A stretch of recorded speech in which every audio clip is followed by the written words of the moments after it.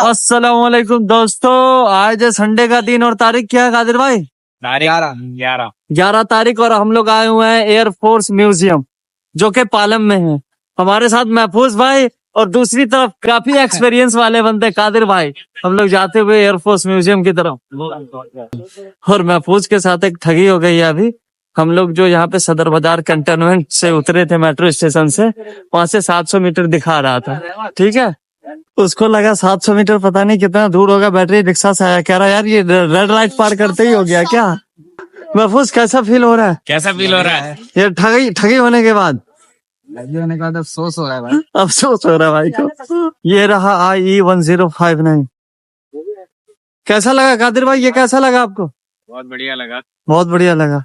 ये अपनी laser guided missile जो कि हवा से जमीन पर मार करने वाली मिसाइल है और इसकी जो अधिकतम स्पीड है 1470 किलोमीटर पर आवर। क्या कह रहे हो, मतलब 1 घंटे में ये हमारे गांव पहुंच जाएगी। रेडिएशन यंत्र। हाँ, इसका नाम है SNR 75M सैमसंग रडार। और इधर रही है हमारी मिसाइल लिबरेटर B24 जो कि 4700 राउंड और 16-250 पाउंड बम छोड़ती है भाई। देख लो, यही मशीन है, आगे से गोली चलता होगा और ऊपर से। इसका नाम है कैनबेरा जिसकी अधिकतम रेंज है 4625 किलोमीटर और 8000 पाउंड बम ढोने की क्षमता रखता है। ये रही जहाज। ये जो अभी हमारे सामने हेलीकॉप्टर है इसका नाम है MI4। कि पंख देख लो भाई साहब कितनी बड़ी है। और इसके बारे में हम और भी बातें आपको बताएंगे अभी देखकर, क्योंकि वैसे तो मुझे पता नहीं है। इस हेलीकॉप्टर का व्यापक इस्तेमाल 1961 में गोया में पुलिस की कार्रवाई के समय, 1962 में चीनी आक्रमण के दौरान सामान पूर्ति और घायलों को हटाने में, 1966 में मीजो हिल ऑपरेशन के समय और 1973 में नागालैंड में इसका अत्यधिक उपयोग किया गया। 1965 तथा 1971 में भारत पाक युद्ध के दौरान में 4 हेलीकॉप्टर को विशिष्ट वायुवाहित आक्रमण के लिए इस्तेमाल किया गया। 1971 में इसने बांग्लादेश की नदियों के ऊपर वायुपुल बनाकर अपना विशिष्ट सेवा प्रदान किया। देख लो भाई कितना ज़बरदस्त हेलीकॉप्टर है ये, कब कब यूज़ हुआ। ये जो हेलीकॉप्टर है इसका नाम है S55 का कंट्री ऑफ मैन्युफैक्चर USA है। इसमें 8 से 10 लोग बैठ सकते हैं। और ये यहाँ पर जितनी भी चीज़ें पड़ी हैं, ये इंडिया पाकिस्तान युद्ध 1971 में पाकिस्तानी जो भी विमान थे या फिर तोप वगैरह जिसको इंडिया ने क्षतिग्रस्त किया था, नुकसान पहुंचाया था, वो सब यहाँ पे पड़े हैं। जिसमें कि मैन प्लेन 1 है, aircraft engine 2, remnants of cockpit 3, ejection seat 4 और ये क्या है remnants of tail section 5, rocket 6, machine gun 7 और ड्रॉप टैंक्स 8। देख लो भाई ये सारे पाकिस्तानी आइटम्स हैं जिसको इंडिया ने क्षतिग्रस्त किया था। यहाँ पे जीप भी लगी हुई है। तो वॉर ट्रॉफीज़ भी कह सकते हैं। इन्होंने हिंदुस्तान की तरफ आँख उठाने का दुस्साहस किया था। टैंक तो काफ़ी ज़बरदस्त लग रहा है, पाकिस्तानी टैंक। इसकी भी दद्दियाँ उड़ा दी गई थी और इसकी भी। और उधर कुछ मिसाइलें पड़ी है, शायद आप देख पा रहे हो इतनी दूर से। और यहाँ पर बार बार जहाज़ आती है जिसकी वजह से थोड़ा सा आवाज़ में हो सकता है दिक्कत। इधर ऊपर से बिल्कुल पास से हमारे जहाज़ भी रहते हैं। और हम अब अंदर जाते हैं, अंदर देखते हैं क्या क्या। चले कादिर भाई।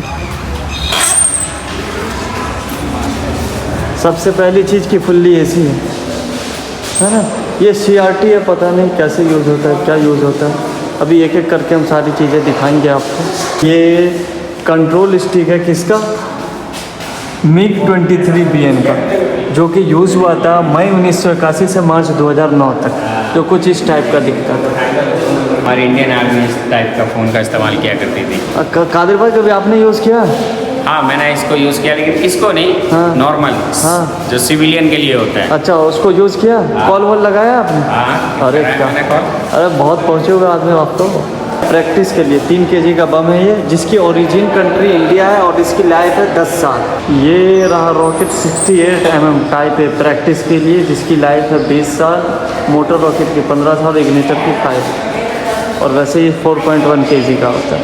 25 LBS का बम प्रैक्टिस के लिए, जिसकी एज होती है 10 साल। कभी आपको प्रैक्टिस करने का मौका मिले तो क्या कादिर भाई आप करेंगे? Absolutely not. ये रहा एयर कैमरा विंटन 518 कैमरा वायुसेना की आंखें मानी जाती है। यह दुश्मन के स्थान, ताकत, तैनाती, उपकरण और युद्ध अर्थव्यवस्था की जानकारी देता है, जिसको कि बनाया था डब्ल्यू विंटेड लिमिटेड कंपनी लंदन ने। ये रहा हमारा ground camera, ground photography live. हाँ, मैन्युफैक्चरर जर्मन है। ये रहा एयरक्राफ्ट गन कैमरा। ये भी भारतीय वायुसेना द्वारा कभी उपयोग किया जाता था। ये पुराने उपकरण हैं जो कि अब उपयोग नहीं होता। TH-2001 का मॉडल, क्योंकि काफ़ी बढ़िया दिखने में। This is cutout of Gnat cockpit. ये ओरिजिनल कटआउट है।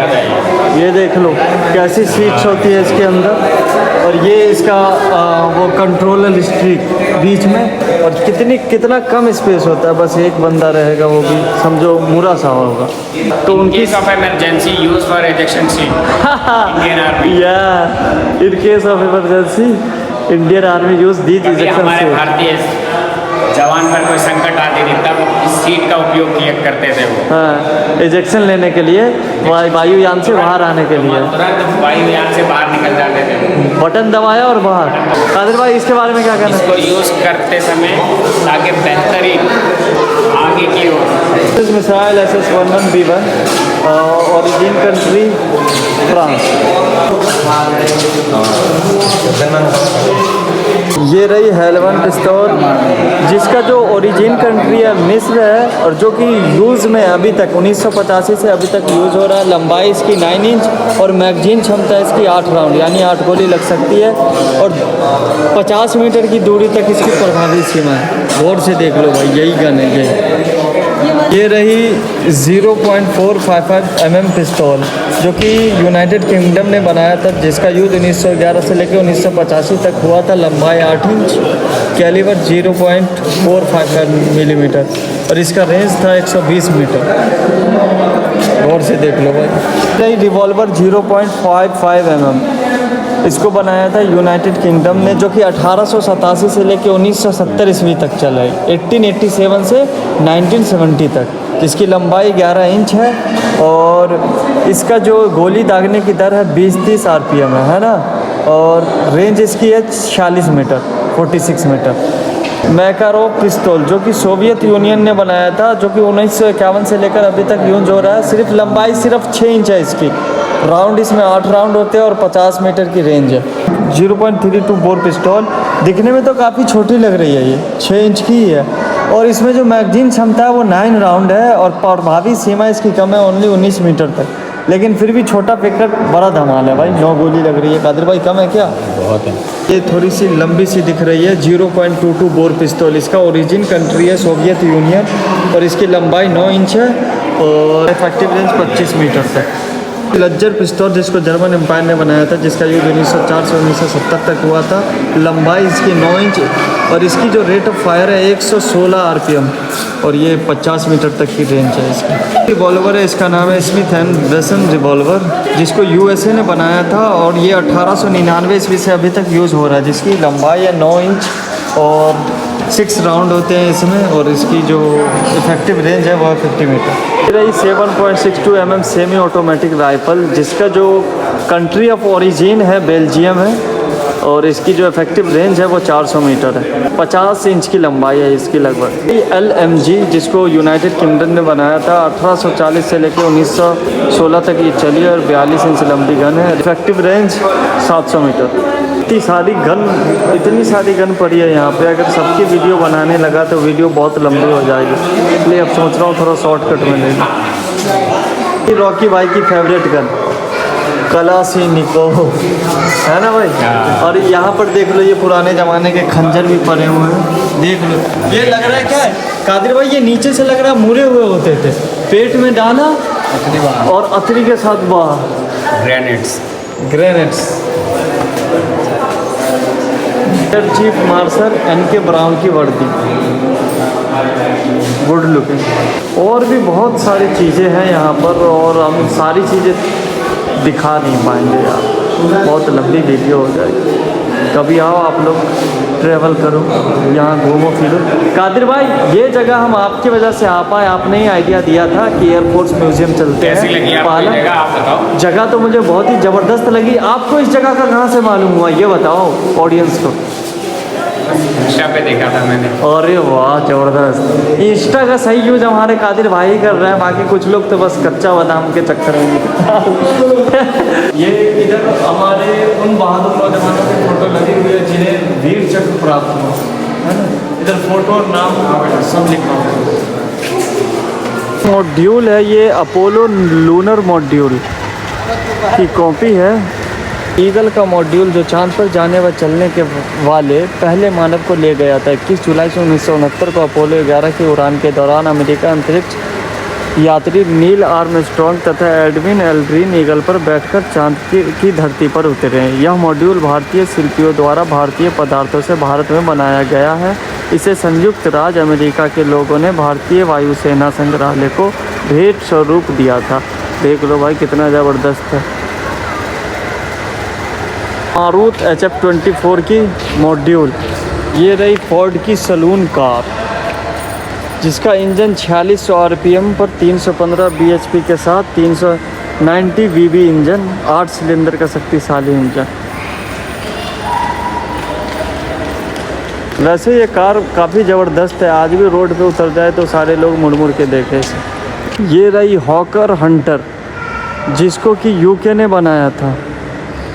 भारतीय वायुसेना में सेवा की अवधि 1957 से 1966 तक यूज़ किया गया। एक सीट वाला युद्धवक। ये रहा डी हविलैंड वैम्पायर NF-10, यूके ने बनाया था इसको। 1949 से 1975 तक भारतीय वायुसेना ने यूज़ किया इसे। रहा दसॉल्ट ऑर्गन जिसको तूफ़ानी भी कहते हैं, जिसको भारतीय वायुसेना ने 1953 से लेकर 1967 तक यूज़ किया। ये रही मिस्टर MK-4A जिसको कि फ्रांस ने बनाया था और भारतीय वायुसेना ने इसको यूज़ 1957 से लेकर 1973 तक किया। स्विफ्ट फायर जिसको कि यूके ने बनाया था और भारतीय वायुसेना ने इसे यूज़ 1944 से लेकर 1957 तक यूज़ किया। MiG-21 type 96। ये रहा वापिती MK-2A जिसको कि यूके ने बनाया था और भारतीय वायुसेना ने 1933 से लेकर 1942 तक इसको यूज़ किया। हाँ, कैसा लग रहा है बताओ।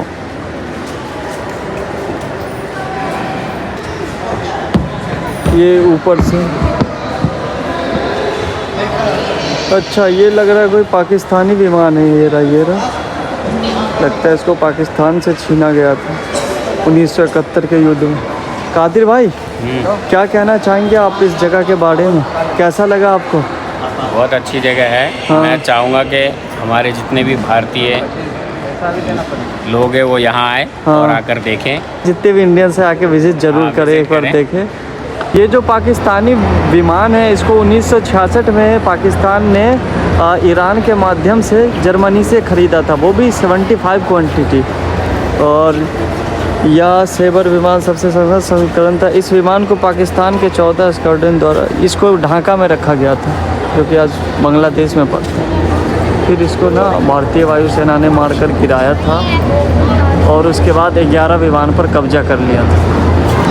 ये ऐसा समझ लो कि कश्मीर वॉर 1947 टू 48 को दर्शाया गया है यहाँ पर।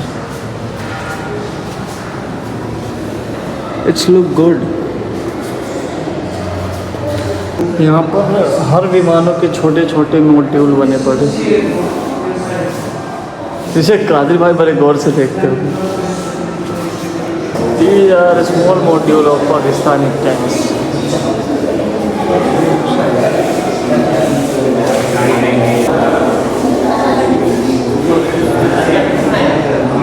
लुक से जहाज़ों के छोटे छोटे मॉड्यूल जिसे आप खरीद सकते हैं।